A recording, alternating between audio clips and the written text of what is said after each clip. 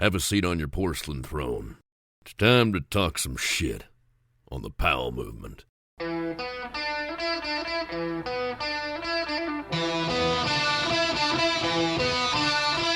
Welcome to the Powell movement.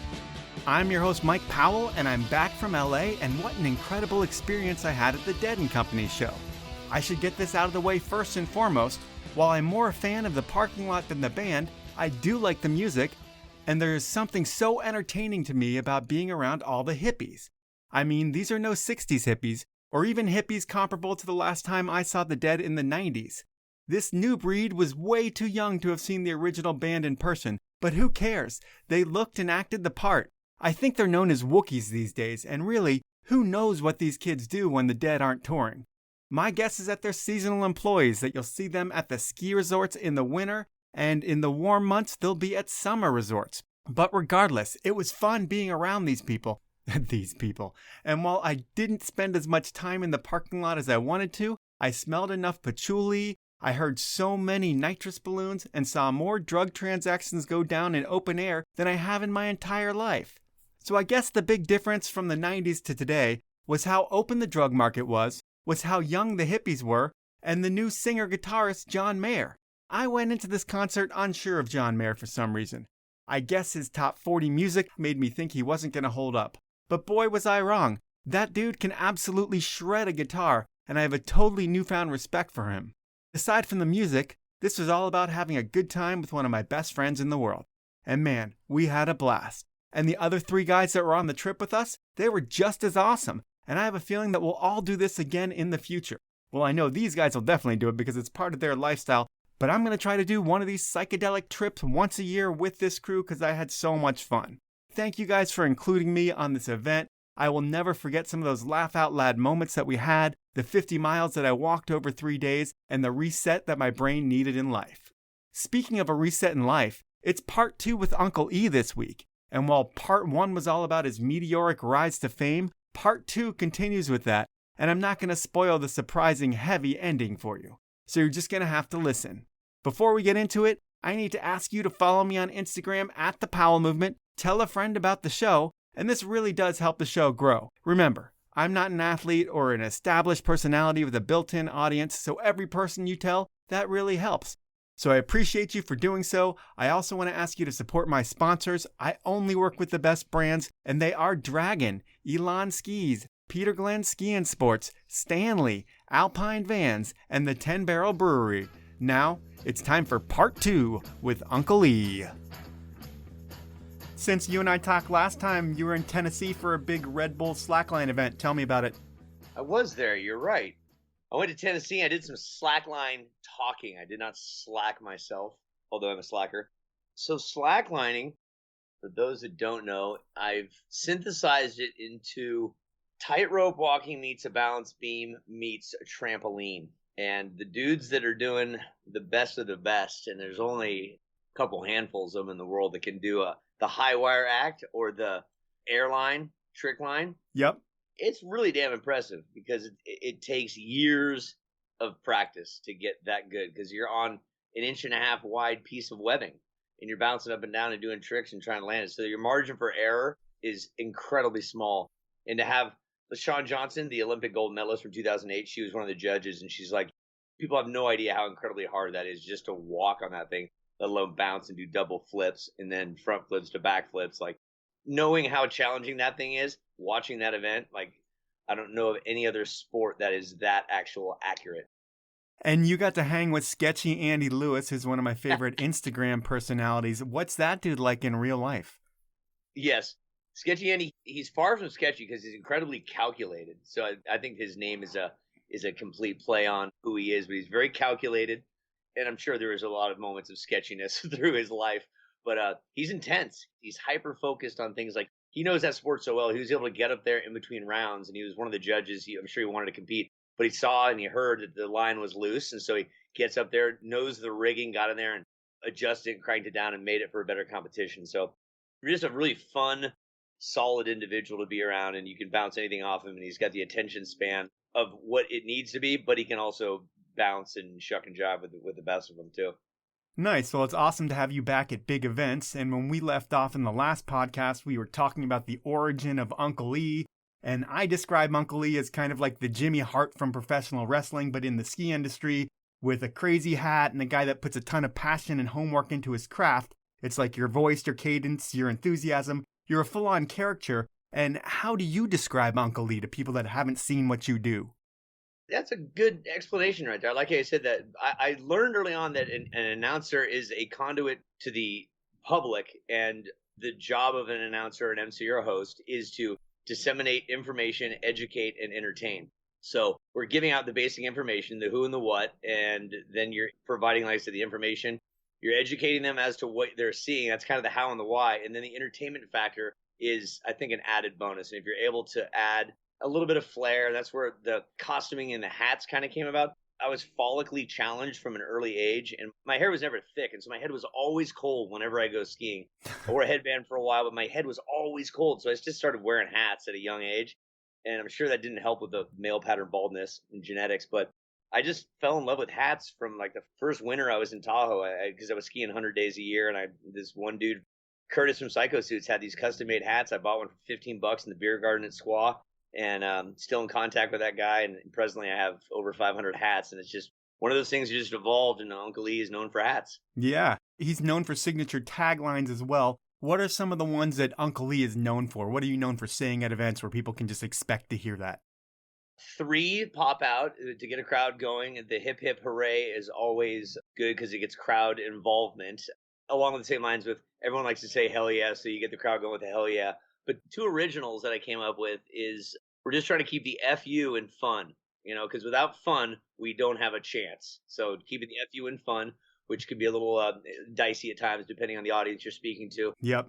And then one that just jumped out when I was talking about passion. Your passion has to evolve around fun and something that stokes out your soul, right? So passion is spelled Passion. If you take the ass out of passion, you got 4 letters left that spell peon, Pion, and we're not peons, so it's important to keep the ass in passion.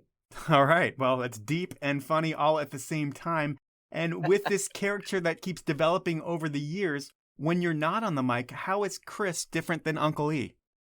Good question, brother. That was a tough one to differentiate for a while because Chris Ernst had to step back into reality at times with a family and a corporate job when he was doing both, and it was tough to actually draw that line and step out of the limelight and step out of the persona and step back into reality. If anything, that was the hardest struggle of my life, is separating church and state, if you will. Like walking off the high of the event where you're kind of the center of attention to your dad and you need to take the trash out?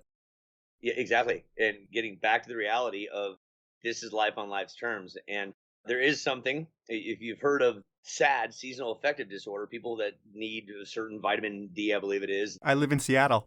Okay, so like sun actually helps people's moods and whatnot. There's a lot of suicide in Alaska because there's not a lot of sunshine, right? But there's something called PEWS, post-event withdrawal syndrome. So when you go to an event like the Olympics, you're surrounded by people that are striving for the ultimate in their sport category. So they're striving for gold, right? Only one person per each category wins a gold, but that level of enthusiasm and excitement that surrounds something like the Olympics and the X Games is the same thing, and pretty much any event that you're going to. There's a crescendo. It gets to the championship level. And for an announcer, too, you're building the entire time. So what I've seen happen to myself is you build, build, build. And the longer you're at the event, that building stays up, and you try to maintain that. And the problem is that ends. And if you try to maintain that going home and at home, it's not realistic. So what happens is you suffer from a withdrawal from this euphoric feeling and these endorphins that are produced. And it's something that I suffered from greatly. There's 2 or 3 other announcers I know that same sort of thing. They're like, I don't know why I'm in this. And it happened in May historically every year, because you're doing 5 to 6 months on the road. Every week or every other week you're gone, and you're on this march in the mission. Springtime has this tremendous energy. Whistler and the Tellus Festival was just ridiculous magic. Then Yoon Olsen would have this event in Sweden. Anyway, you get all this great energy, and all of a sudden you come home and you're not at an event anymore. You're not at an event for like a month. Yeah. And then you've got all this reality and then the bills, and they're like, wait a minute, what's going on here? And that's where Chris Ernst struggled. And that's where some chemicals stepped in that I tried to alter and try to adjust. And that's really where some issues started to evolve, I'll be honest. Well, we'll talk about those issues, but we're going to talk about the highlights of Chris Ernst before we talk about any lowlights. So while the X Games is like the huge event for you, it becomes what you're known for. And when we think about the X Games, nobody really thinks about the broadcaster and what the event is to him. So take us through the event. Say it starts on January 28th or something like that, whatever year. When are your first meetings to talk about the X Games that year? Are you talking about them in September? Typically, it's October where the contracts are kind of like discussing, we want you back. It's always a year thing. It was never like you're signing a 5-year contract. So never security. And then there's and then there is the first meeting's usually in December. You have a follow-up one in January. Depending on the year, depending on the budget, they'll fly to Bristol. You go to ESPN, get a tour around of what's new and sit in the meetings and go through the research. What's cool about ESPN is Disney owns it, and Disney's got all these research groups. So for years, they'd show us this, that, and whatever they learned from the previous year by doing focus groups. It's really neat to see how a big company that deals with sport and deals with understanding how the dynamics of the viewer work and how we can improve our commentary based on the action we're seeing. That was probably the best part of any of the ESPN experience, is what they are willing to go through and go to any lengths, if you will, to identify what the viewer wants to see. And then they curtail our announcing style to that. Huh. Then you get all that information leading up to the games. How long do they actually bring you out to Aspen for? Is it something that you're there for a few weeks? Usually it's a week, maybe 10 days at most. And where I've got to give props is the people that do the research. Derek Taylor from Powder was an early on researcher. Nicole Drion has been the researcher for ski and BMX and a lot of other things through both winter and summer for the last, I want to say, close to 20 years now. Do they give you notes? Oh, yeah. So she's my godsend. In each sport, each discipline has someone doing that for months out. They're doing an immense amount of research, and they're digging out the nooks and the crannies and the nuggets that make us sound way more researchful and intelligent than need be. And for years, I did rely solely on her, but then I started taking a step back and saying, wait a minute, I know these guys. I'm going to call them. I'll see them at some pre-events, and I'll get my own notes, and I can speak directly to what David Wise is doing or what Simon was up to or how Tanner was interacting with his mom and his brother and, just like real personal stuff. And that's what makes the X Games so personal to me, is like knowing and watching these kids come up from the small events into the big leagues and then, into the Olympics as well.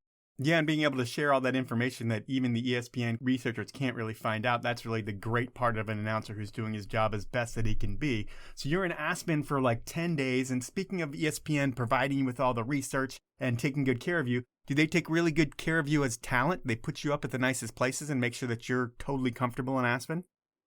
Yes, yes, and yes. ESPN does a very good job of making sure that you are comfortable, that you're on time, you have all the tools set up for success. Anything you need is within reason, obviously, is within a phone call or a text away.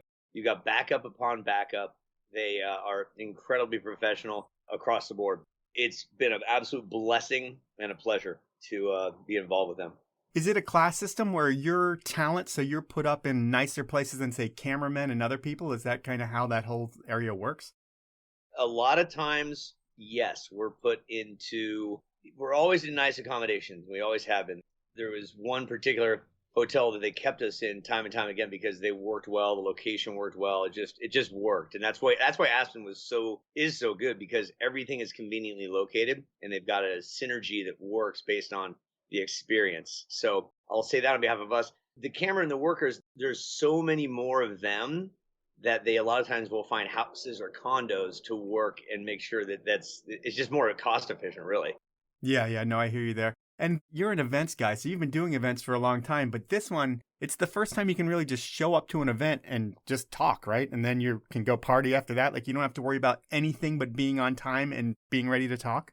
That's a fair assessment. Yeah. Like when the call time is there, you're there typically 3 hours early. The work has been done. Like, we have the research well ahead of time. So before I even get there, my research is done. We'll sit in meetings, anything that new that's happened in training, in injury, in addition to subtraction, we modify it from there. But by the time you get there, you know the game plan, and you're then just sitting in meetings and kind of course correcting. So you get to the booth 3 hours ahead of time. Event time, usually runs to a T because you're dealing with live TV, which, side note, There's always a basketball game, a college basketball game that throws off one of the broadcasts. It's happened every year. They have 2 minutes in the game to go, right? And it's like 14 minutes away from our broadcast time. Those 2 minutes take 18 minutes every freaking time. And that's when you have guys standing at the top of the pipe just freezing cold while we're waiting for Duskane to finish their basketball game. Every single time, Division II battle that's it's on ESPN2, whatever. It's classic. And at that point, if it's delayed, here's what happens with that. This is kind of an interesting production note. So we're handed this enormous Excel spreadsheet that has like 15 pages on it. And I'm the one as the play-by-play. I've got to follow that thing and listen to the producer in my ear and say, we're going to go this. We're on item A4. Now we're on C6 and all the way through the pages, right? So I'm flipping paper as we're doing this. If the broadcast is delayed by 4 minutes to start with, right, that entire spreadsheet that they spend days in producing is instantly thrown out the window. It happens 90% of the time. Or if there's an injury, if a guy goes down in the pipe and is down for 10 minutes and, they're carting him off, the whole show, now it goes to ad lib. And so that's the challenging part. But at the same time, the really fun part is where you can be extemporaneous. And when you think about people talking to you in your ear, did that throw you off the first time? I know I've had that a few times. And the first time someone was talking in my ear, it like caught me for a second. And then I was able to go run ahead. But afterwards, when I was talking to the producer, they were saying that some people, when they have that first voice in their head as they're talking, they freeze up. How did it work for you? Well, fortunately, I've had voices in my head all my life.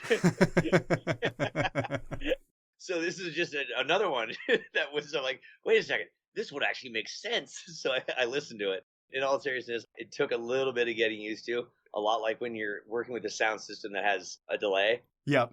Your words are coming out, then you're hearing them a half a second later, for sure. But it's to the point now, there's a gentleman named Josh Hoffman with ESPN who is my absolute favorite in my ear. He'd be like, okay, we're 10 seconds out. Let's have a great show, everybody. We've done a lot of planning and preparation. Okay, we're 5 seconds out. Let's get this thing going in 3, 2. And right at 2, he'd say, no. And he didn't start the word, the F word. He'd say, no, effing swearing. And we're live. So he totally,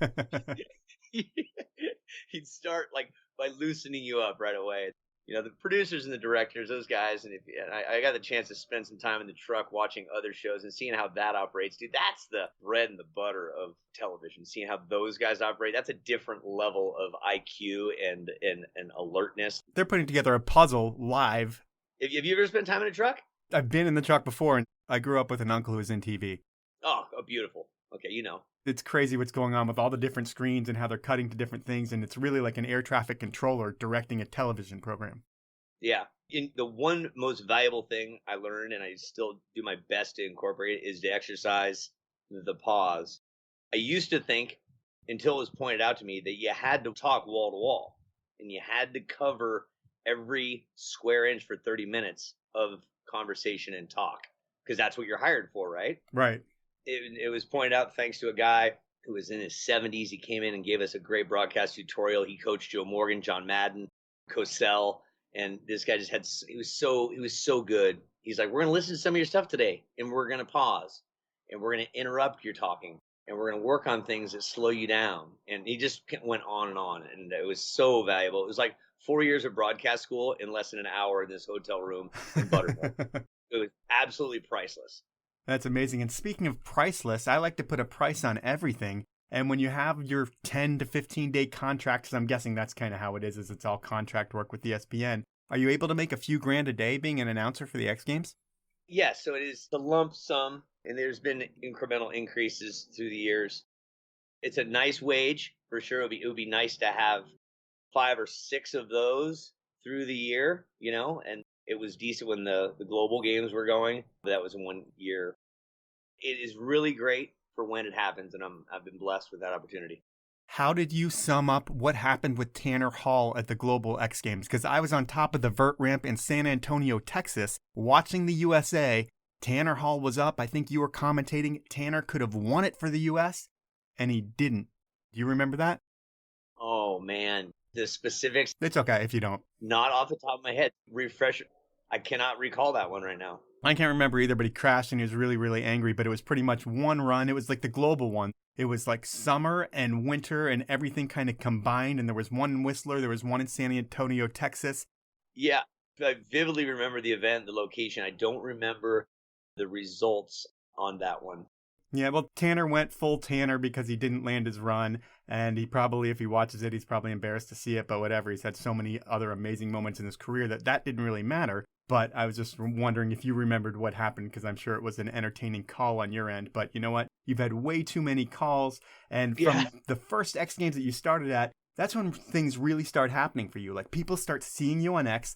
That gives you credibility globally. Like, once you're on X Games, everybody knows who you are. And I would think that now a ton of people want to hire you. Is this when the jobs just start coming in? I really don't remember using that as a catalyst. It presented itself. And going back to the Lord of the Boards we talked about previously, we didn't set out to create a sport that was going to be in the X Games and ultimately the Olympics. We created this sport for unity on the slopes. Kind of like how you get involved with things in the first place. You're doing it for fun. So it was fun to begin with.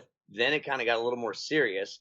And then someone took note that it could be a viable event. And then they needed someone to talk about it. And so it was a natural progression where, yeah, I can talk about this because we created it from the ground up. So it wasn't complicated. And that's the beauty of doing a job that doesn't feel like work, because you're doing it because you're following your passion. So the whole time that this was evolving, I'm like, I'm so lucky to have this job. And oh, I got another call to go do this event. Oh, now I'm going to go over here. I get to go to Sweden and hang out with Simon when he's 15 and watch him boost 30 feet out of this quarter pipe time and time again. And they're paying me in cash as I'm leaving to jump on a plane. Then I go to Crested Butte. Like, it was better than your wildest dreams. You're getting to talk about a sport that you absolutely love, week in, week out. Now it's time for a sponsor break, and it's back to snow season, which means if you're a skier, it's time to think about new skis. And last season was the least travel and the most fun I've had on snow in years. And I credit it all to my Elan Ripsticks 106 that I use as my everyday ski here in the Northwest. It was the perfect blend of float and power in a ski, and it was the first time in a long time that I felt the product actually made me a better skier. I could see and feel a difference in my skiing.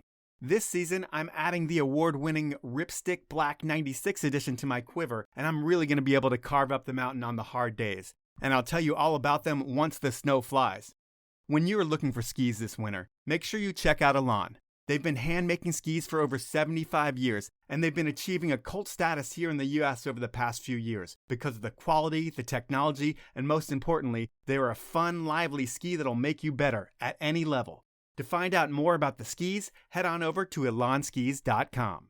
My next sponsor is Dragon. They are known for supporting some of the most important athletes in the business, having an incredible looking product, but most importantly, they are known for technology, and the new PVX goggle with Panotech design delivers more in terms of peripheral vision than any goggle before it. It's a difference you can and will see, and when you combine it with Dragon's best-in-class color-optimized Luma lenses, their incredibly smart and convenient armored venting, and the ease of the proven SwiftLock lens interchange system, and you have the best goggles on the market. And guess what? I'm going to save you 15% on them. Just head on over to dragonalliance.com, go shopping, and when you check out, enter the code POWEL15, that's all one word, all lowercase, and you will get that deal. My final sponsor is a place you can get most of my sponsors' products, Peter Glenn Ski and Sports. Peter Glenn has been getting people out on the hill for over 60 years, and between their retail locations and website, they have all the brands, all the products, a knowledgeable, friendly staff, and they have all the deals. And they seem to always have a contest going on their Instagram page, @PeterGlennSports. If you've been listening to this podcast for a while, you know that Peter Glenn is a big reason the podcast is still going. So when you're making your snow purchases this year, please check out Peter Glenn Ski and Sports. And if you find products on another reputable US-based site for less, Peter Glenn will price match that. So support the brand that supports someone making content for you and head on over to peterglenn.com. Those are my sponsors. Now let's jump back into the podcast. Are all the jobs that you're getting hired with in the ski industry at first, or are there other ones where people just see you at a ski event and they're like, we need to get that guy at our event? Good question. So Red Bull came into the equation in 1997, and this was in the midst of the Bird Show era. So the ESPN X Games thing was big. Where I learned to craft out the announcing side of things, though, was really with the live animals at SeaWorld. When you're doing, like we talked about before, 400 shows a summer. So that's where you kind of get the polished style. And then Red Bull comes in the country, and they have all these events that nobody knows anything about, and they're putting on these events with an endless budget, and they need someone to talk about it. And I will say circumstance people, places, and things. Crandall, Paul and I grew up together. We talked a bunch. We created Lord of the Boards and with Nick and Jim and built this thing out. So Paul's like, this guy can talk about anything. He came to visit me at the bird show. I had just married him and his wife. And Paul's like, dude, this guy can talk about anything. Hire him for cliff diving, street loose, stand-up skateboard, downhill, hang gliding, paragliding, everything that they were doing. They just passed my way because there was no announcers for any of these events. Kite surfing comes around and everyone's like, what is kite surfing? Only a handful of people in Maui knew what it was. So they brought me over. I met with the three dudes that helped create and pioneer the sport. They said, here's what we're doing. Talk about it. And they dragged me around the beach one time. If I knew just a little bit more than you, I knew a little bit more than you. And I could talk more eloquently about it due to the skills and training of the bird show and then ultimately ESPN as well. So Red Bull really helped pave the way for you. While the X Games are huge, even before that, it's Paul at Red Bull saying, hey, everything that nobody knows about, Uncle E is going to talk about. And that's kind of where your catalyst was. For the broad scope of events, yes. Like skiing was the natural, easy one. You could talk about that because I knew it in the third dimension. Kind of like a good football announcer has been a player and has been a coach. Yep. Then they become a broadcaster, like Gruden. Gruden's phenomenal because he was all three, right? Collinsworth, same. Well, Collinsworth wasn't a coach, but I gotcha. Yeah, you get it. Yeah. So that's why you were there. And you're hungry. I mean, I'm guessing that you're willing to say yes to a lot of different things at that point because you're young. I guess money's coming in from announcing jobs, which has got to be incredible. And how many days does that put you on the road once the announcing starts picking up? In the peak, I think there was a 30-week year. I did 32 events in 30 weeks over the course of a calendar year. So more than half of the year I was traveling. That's like 32 W-9s. That's crazy. Your tax person must love you.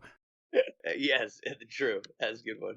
And then in terms of the events that you've done, I mean, you've done everything from Red Bull events to moto events to surf events to NASCAR stuff to the Olympics. What's the most challenging sport for you to cover? Most challenging? Surfing. Why is that? Surfing is as far as a live surf event for both live announcing and webcast, which a lot of events are making you, if they don't have the budget, you have to be the beach announcer and you've got to be the webcast announcer. And you've got to be on, if you don't have the resources of having 4 or 5 announcers and there's only 2 of you, one of you has to be on at all times for 8 hours. So the surf window of those events go from sometimes 7:30 a.m. to 4:30 or 5 o'clock. So there's one specific one, the Supergirl Pro, that you not only have to know every athlete that's out there, information on them to fill when they're not surfing, but talk about their surfing when they're surfing. And there's all of 10 seconds in between rounds. So you've got to shuffle the deck. You've got to get your cards ready. You got to have all 4 people. Sometimes you can have 6 out there in the water. It's rare, but it's the ebb and the flow of making sure you're not losing air time. And you're talking to the beach people, you're talking to the surfers out in the water, and you're also talking to the webcast people. Because your primary job is talking to the surfers to give them scores. But at the same time, you got to satisfy all the moms and dads and the people around the world that are watching these athletes. So that one has become an art to understand how to speak to different people and try to satisfy an unsatiable audience. Yeah, I mean, you must get murdered on the internet. I mean, I know in skiing. Oh, God. Just turn the freaking chat room off. You just turn the chat room off. You can't even look at it. Yeah, I mean, because the tricks, especially in the ski world, they've gotten so complex compared to when you started in 97, 98, and you're expected to know every right and left spin, double, triple, Cuban grab. I mean, with shit that you just don't know. It's not like you're playing video games to learn these tricks all day long. And I don't even know if there's a video game out there right now that has it, but if you're not watching every video and you're not in the park every day, you're not going to know every trick name. And that can chap some people's asses. And did you ever hear about that from anybody in the industry, or was it just trolls online? It's such a troll fest, and I stopped paying attention years ago. My wife, Tracy, pointed it out. She's like, do you read any of the chats and whatnot? I go, no, I was trained to not read it because if you focus on that, it takes you out of your game to deliver the job. So again, I'm the who and the what. I rely on guys like Van Valen and Wallish because I don't know all the tricks anymore. I don't. I'll self-admit it. And if I don't know the trick, I don't call it. That's just a fact, and it's not telling the truth. So where there's a differentiation is that my voice, my job, especially for ESPN on a large network that is on prime time, and we're trying to increase awareness of a very micro sport. My job is to talk to other than the 1%ers. the other 99% that may be tuning in for the very first time and talk a very basic language about what they're seeing possibly for the first time in Ohio if they just happen to be flipping through. Right? Yeah. I am so not talking to the park rat at Boyne Mountain who's been sliding rails for the last 2 years and knows every single rail trick inside and out because he's got it mastered. Like, I've lost him before we even hit the air. No, I hear you there. I mean, it's almost like they need a set of announcers that are like the Manning brothers for the core skier as well. But that's really only like the 5% of skiers out there. So it really doesn't matter in the grand scheme of ESPN's production. In looking at event highlights, I mean, you've been to so many. But if you're to pick one event that you think back and you're like, man, I had the best time at that event. It was so well produced and everything went perfect. And I crushed it as well. What's that event? Oh, boy. There's highlights from a lot of different events. In the snow world, in any world, really. Just your most baller event where you walked out saying, I hit a home run, the event was a home run, and I am on top of the world, and this sad disorder is going to affect me in the next week. Yeah. God, dude, that's a loaded gun. I'll give one. I can't say it's specifically the one moment in time in Sochi when David Wise won and when, why am I drawing a blank on his name? Canadian, took silver. Riddle, thank you. Jeez, ridiculous. Riddle, who's always plagued at the X Games with showing up and just not getting good results. He shows up there, and as he's dropping in, there is massive. Still to this day, I've not seen bigger snowflakes coming down. And he had pointed up. We zoomed in with the camera. The Sarah wristband was on him somewhere. I forget where, but it was on screen, and we acknowledged Sarah. And these flakes coming down from heaven were like enormous.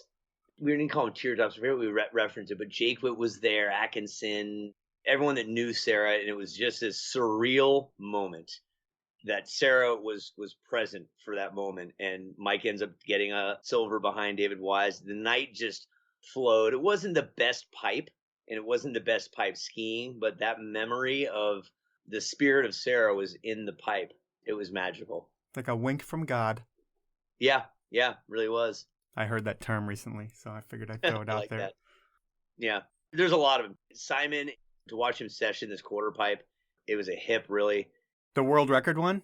No, it was in Red Bull 2003. It was Red Bull Big Air event. He was just so young. He was focused on nothing but skiing and amplitude. He had not had any injury yet. He was 15, and dude, he would just session the thing like 3 times to everybody else. And I still have paper clippings of it, and I'd be standing right on the knoll. He'd go right over me and land on the hip and just zip right back there. He must have hit the thing 30 times, and each time he got higher and higher. That was really memorable. And then in the name of racing, to watch Darren Rawls and Bodie Miller in 2004 and 2005, that era when they were Birds of Prey, and they went 1-2 and then swapped the next day 2-1 downhill and Super G in American soil. That was spectacular because that's the best the U.S. team had ever been as far as speed goes with those guys. And then the lady ends up getting a bronze one day as well when he was just a young buck. So now you got my brain ticking. Lots of good memories. But the one event that you don't end up doing is Gravity Games, I feel like. And I don't know if there's a rivalry between X Games and Gravity Games, or you're only contracted by X and you're only allowed to do one. But why weren't you the voice at Gravity? I did do one Gravity Games, the one in Copper in 2000, whatever it was. But the initial Gravity Games, my company was slated to be one of the production crews to put on all the skiing disciplines and all the skiing sports. It was between my company and another company, names to be withheld, and there was a direct, what would be considered a violation or a breach of contract that I still believe we didn't go to court over, but they took all the information that we submitted to them and basically took that, undercut us, and gave that information that we submitted to them to the other company along with their proposal and said, these guys get it, although they didn't have any of the experience with anything to do with ski or cross. This is the Mammoth Gravity Games.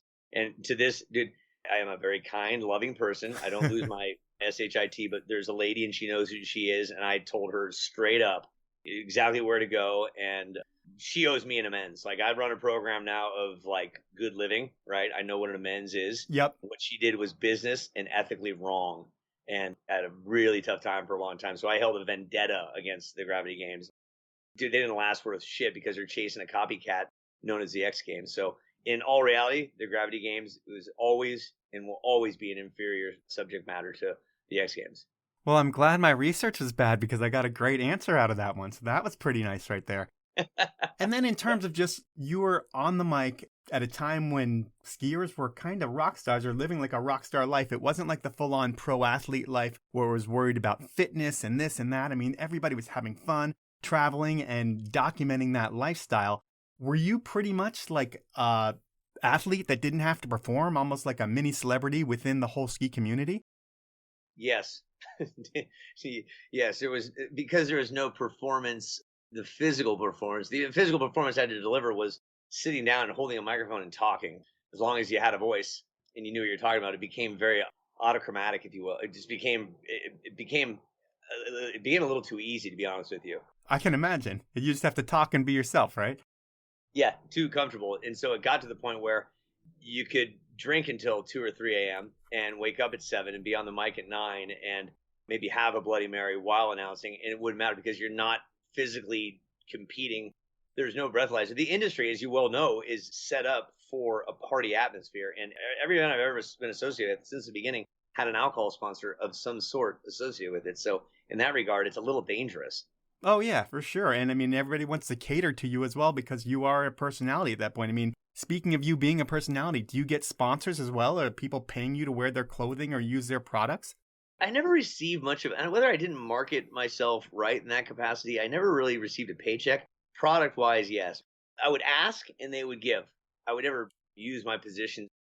I never promised stuff that I couldn't deliver. I'd just say, hey, I'm in need of some skis. Love to get on a pair of K2s. And, Rosen was always good. Goot was always good. I can name drop anyone from any company, and they've always been very amenable, but no paychecks, nothing like that. Well, you're back in the spotlight again, so that could always happen. Who knows? But did all that newfound success change you at all as a person back then? Yeah, I'd say I learned later on that Uncle E became very egocentric. It became a little bit more than was necessary. And so through a program of some self-discovery, I learned that there's a division. There's Chris Ernst and there's Uncle E, but Uncle E needs to maintain his level of consistency and credibility on the stage and on the mic and keep it there. And it doesn't always have to be on, and the carryover back into Chris Ernst's normal life can be detrimental. There's a classic line saying that my ego is not my amigo. If you let the ego kind of rise above yourself, then you're going to have some problems in life. And I noticed some of this stuff evolving. So by learning a program that is able to neutralize my ego, to let Uncle E go, so to speak, a little play on words. Yeah. Or to let Uncle E go where he needs to be, leave him there, and then come back to Chris Ernst and live what the intent for like God put me on this planet to be Chris Ernst. Uncle E was a made up fictional creature that gets paid for entertainment. Chris Ernst is to be the dad, the husband, and the friend and the father. Well, what's crazy to me during all of this time is you've got the Uncle E persona that is traveling around being a rock star, but then you decide to reel it all back in. You take a corporate job. You work for Boost Mobile in 2006. You're the senior manager of events and sponsorships. And this is a high-test gig. I mean, you've got like 200 events a year. You're spending $15 million on them. Why take a job in the corporate world when you can just be party guy Uncle E and then come home to your family? Yeah, that's another good question. That was a harsh reality that as much as I was making on the road and from the events, you mentioned the W-9s, all the contract labor, the paychecks never came in at a consistent rate. Once I left the resort at Squaw Creek in 99, I lost the benefits and I lost a consistent check. So it was fight or flight. So I was doing 30 events, right? But some of the checks were small. Some would come in. Sometimes the check wouldn't come in. I had a few events that didn't pay. So when you're trying to lay out a budget for a family and a house and everything else, it's really tough to see when it all is going to hit. And then like squirrels stash your nuts for the long winter. Sometimes I didn't plan that out right. So come August, as I thought I'd have enough money to make it through September and October, the well was dry and there was nothing on the horizon. To get a corporate job, what happened was I was at an event in Crested Butte. A guy who worked for Boost Mobile happened to hear me on the mic. He's like, hey, we're in need of someone that knows events. And I showed him my resume. He said, this is a perfect opportunity for you. I went and interviewed with him. It was the only corporate interview I ever did. And I got the job after like 4 interviews, and it happened to be right near my house in Lake Forest, our house in Lake Forest, California. So the convenience of it, and then what they offered me, I'm like, you'd be a fool not to take this. Right. It's exactly what I've been working on and in all my life anyway. Was custom built for me, and it was an unbelievable opportunity. Yeah, I mean, you got to work on some incredible events, and like you were the guy who was known for like having a fun event persona and creating a fun brand. It seemed like you dealt with all the sponsorships as well. And that kind of continued, I would think, your life of being a party guy on the road, because with Boost, you've got so many different events going on, and I'm sure you're the one who's got to entertain and keep people smiling. And is it more of that ski industry lifestyle of like work hard at the event all day long and then take it till 2 a.m? We'll see you guys at 7 at the booth? Yes, there's two differences with this one, with the corporate one. The level of accountability that you have to higher ups and on the corporate ladder is different than when you're the sole owner of EXP Productions and you're just flying to event. So the chameleon nature of Uncle E going to Crested Butte, then Sweden, then Killington, then fill in the blank, right? I had a different boss there every weekend that would be paying me, but it was the same me, and I could chameleon-esque. But at Boost, I had to answer to people that were paying me and the senior VPs, and there was measurements and reports and all this stuff that had to be done. And on top of that, there was a corporate credit card that was limitless. And so we were able to go buy whatever we wanted, do whatever we wanted with whomever we wanted, because we were building a brand. That gets incredibly dangerous. That's really where, I'm not saying the wheels fell off. That's where I learned how to tighten the bolts on the wheels to make things work for me with someone else's money. It's time for my final sponsor break. And now is the time to order your Alpine van. If you don't know about Alpine, well, they're the one-stop shop to get your Sprinter van and have it customized into your dream adventure van. And they are the best.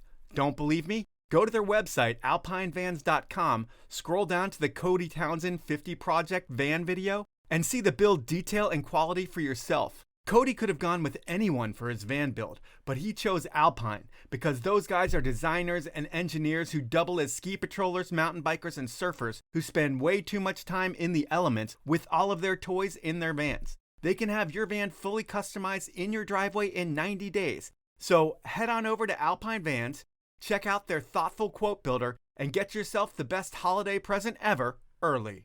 My next sponsor is all about beer and drinking beer outside. And there's no better brand to work with in action sports than the 10 Barrel Brewery. And how can a beer be part of action sports, you ask? Well, they do more than most brands do. They sponsor a team of world-class skiers, skaters, and bikers. They produce movies around the team. They sponsor important events, throw their own events, whatever. You get it. And what I'm loving the most about 10 Barrel lately is their new Pilsner. It's so light, crisp, and tasty. Next time you're at the store, pick up a 6-pack of 10 Barrel's Pilsner, and I bet it becomes one of your new favorite beers. To find out more about all things 10 Barrel, head on over to 10barrel.com. My final sponsor this break is Stanley. You know, the brand that invented the keep things hot and cold category back in 1913. Remember what your grandpa used to drink his hot coffee out of? That's a Stanley. And using one is more important than ever. If you're still using single-use plastics, you know, bottled water, you're blowing it. Your plastic is going to end up in our oceans, and that sucks. But you can change that, and Stanley wants to help you do that. And they're going to give you 30% off your plastic-saving water bottle and anything else you order on their website. To get the deal, head on over to stanley1913.com, go shopping, and enter the code DRINKFAST, that's all one word, all lowercase, at checkout, and you'll get 30% off. If your order is over $75, Stanley's going to send you a limited edition Powell Movement beanie to go on top of it. Those are my sponsors this round. Now, let's get back into the podcast.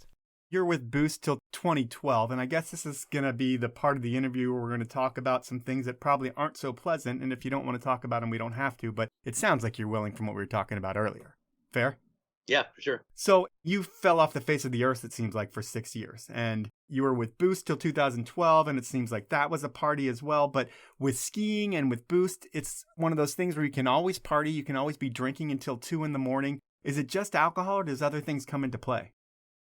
Yeah, everything came into play because it was accessible. And not like it wasn't accessible in the snow world, but I had to take a step back from the snow world because the level of commitment that I made to the job and the other events that we had within that department had me focus on being dedicated to the corporate world. So the jet setting and having to deal with the corporate level of stress, it was a high level of strain. So the medication of it all that came along with it, it was there.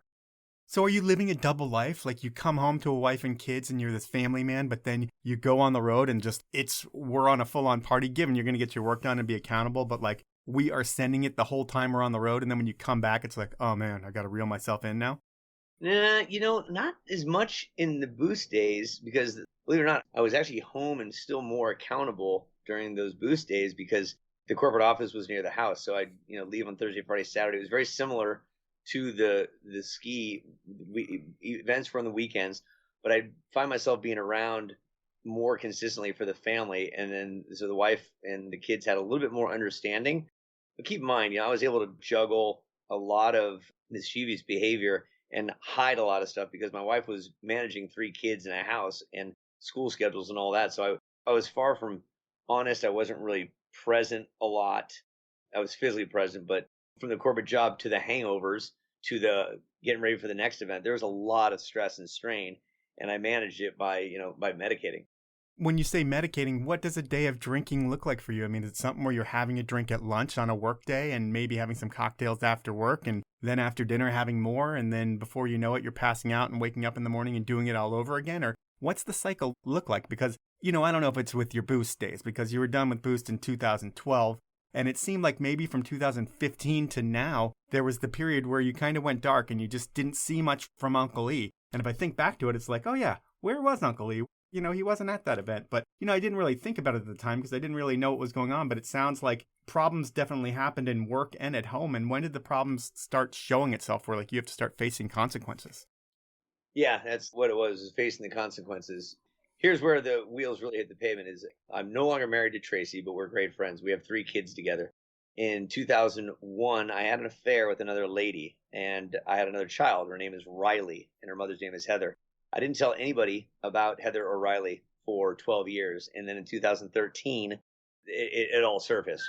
And I was out of the country. It all came about, and that's when things really got very unstable all the way around. And so that's when I had to start dealing with life on life's terms. And this was post boost and before the 2014 Olympics that I was slated to work. So that level of the dishonesty that I'd never come clean with my family and not dealing with life, like I said, on life's terms, that level of fear that was now reality, I had no tools set up for success to manage that. That's when I really started seeing signs of life problems. And that's why there was a very dark period for a while because I needed to seek some serious help to address it on life's terms. So I can't even imagine how you must have felt for those 12 years, first and foremost, of like having this double life, because that's what you had, It's like you've got this one family and you can't let anybody else know your deep, dark secret. And when it's a secret that big, it's got to be tough to live with, which is probably a big reason for medicating.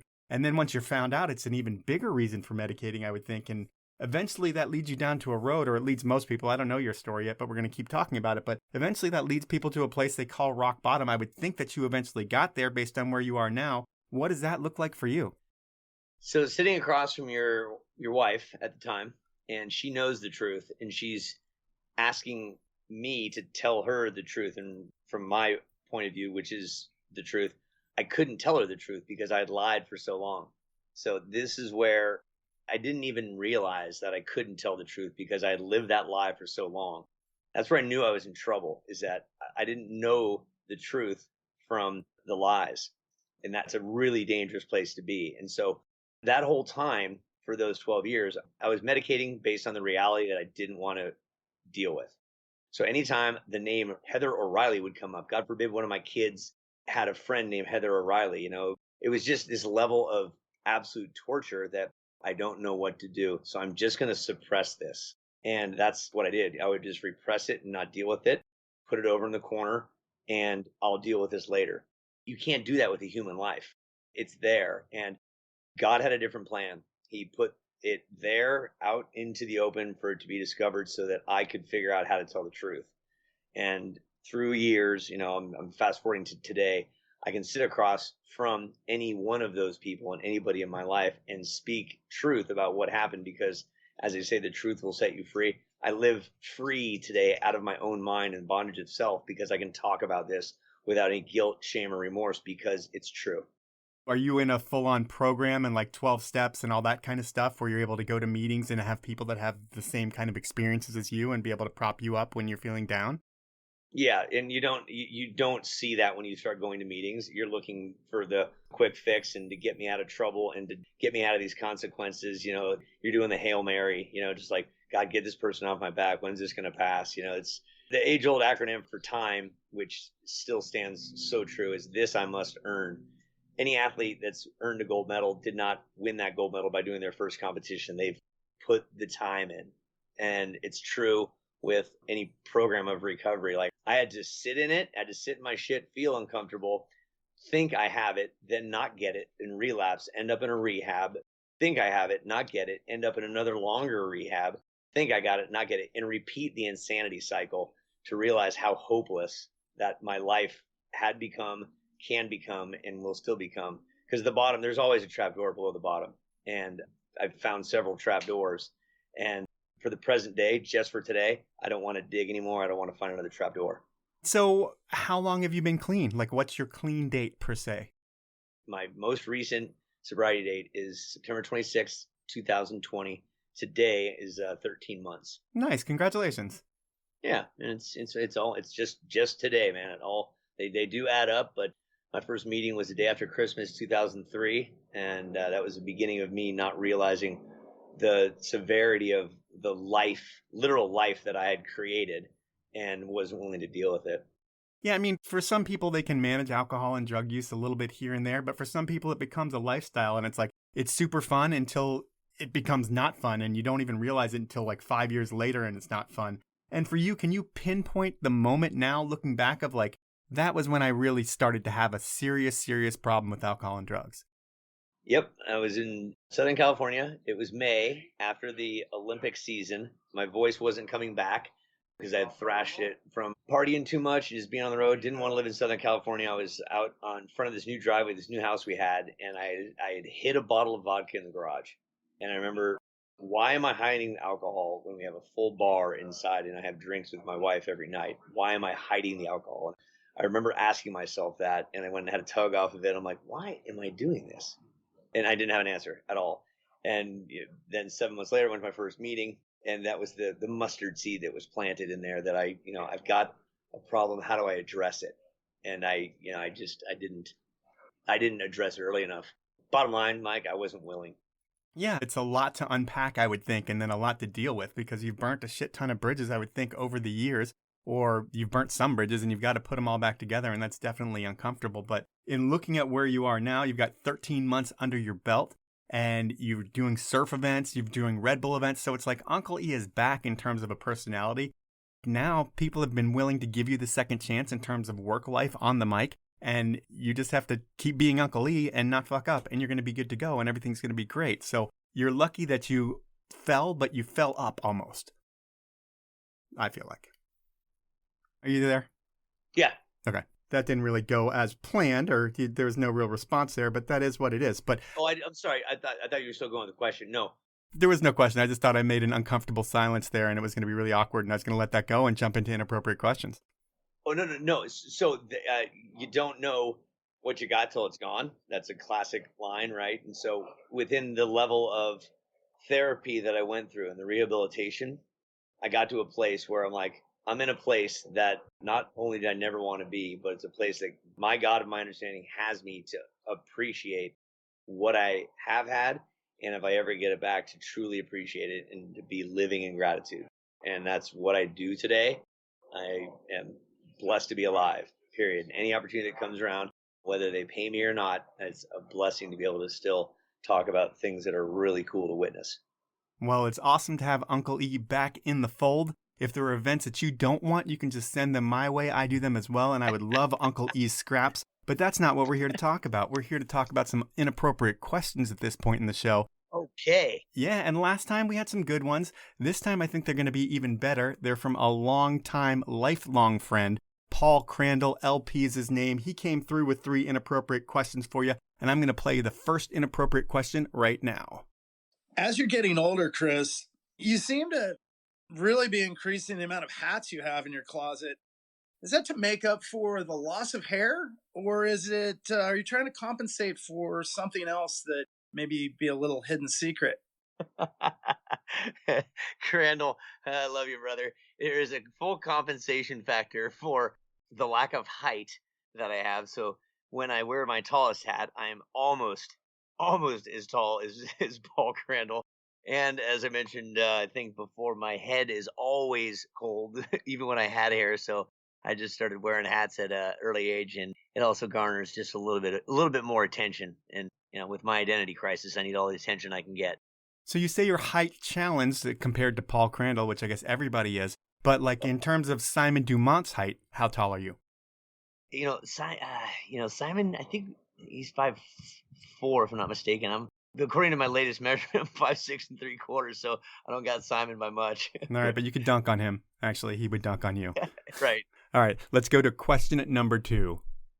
Chris, have you ever come close to losing a friend over a pizza order? Vegetarian versus pepperoni, to be precise. Dude, I thought that was going to be the first one out of the gates for sure. So there was a heated debate about the pizza. No fish, no fruit, no fungus on pizza. Pizza comes from the old Sicilian world where they put meat on it. It was sausage and pepperoni. Coming from an Italian background, pizza in the OG form has meat on it only. As much as I like pineapple on a pizza, there's no fish, no fruit, no fungus, and no freaking vegetables on there. It's meat pizza. All right, Crandall? And you guys had a big fight at an event when he ordered like 40 pizzas and they had stuff that you didn't like on them. And he said it wasn't like one of those bros like, hey, that's not cool. It was like you guys got in a serious heated argument where you're like, what the fuck? Oh, yeah. And it's funny because he just had a birthday and I found a coffee mug that has all the different types of pizzas on it. He hasn't received it yet. I got to mail it to him.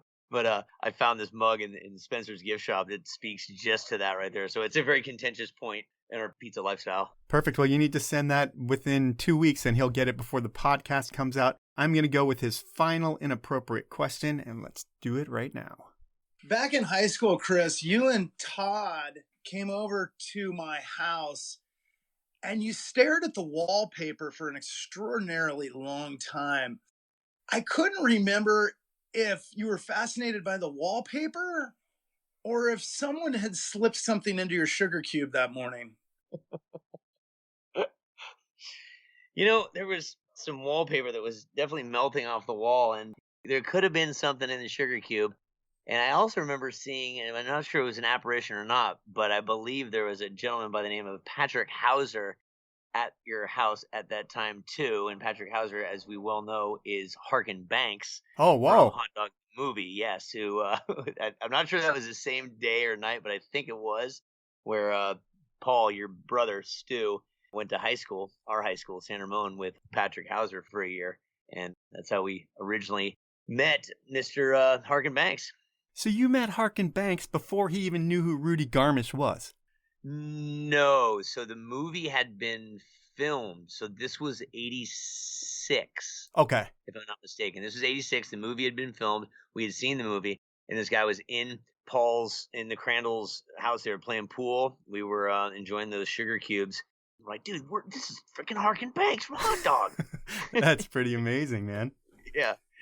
Spectacular. All right. Well, those are inappropriate questions. Uncle E, your career has been legendary. And really, I think the best part of your career is what's happened in the past 13 months, man.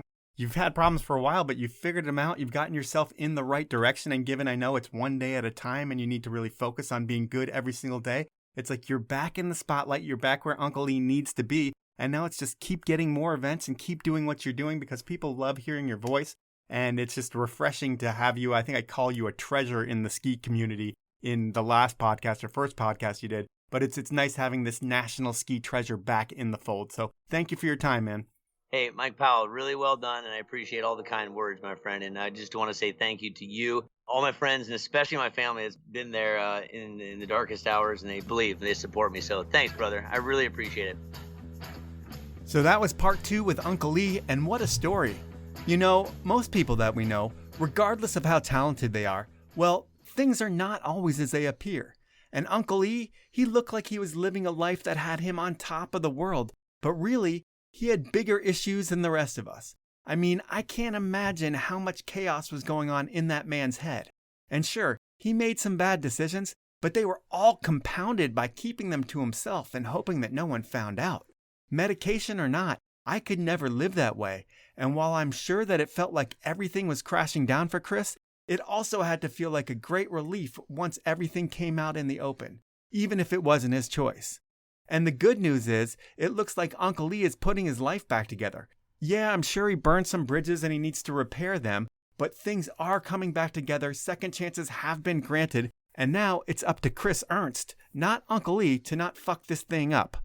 That's the podcast. Now it's time for the review of the week, and this week it comes from Nedge74. The title is Best Skis Snowboard Podcast. It is 5 stars, and the review says, just another review to say how much I enjoy the show.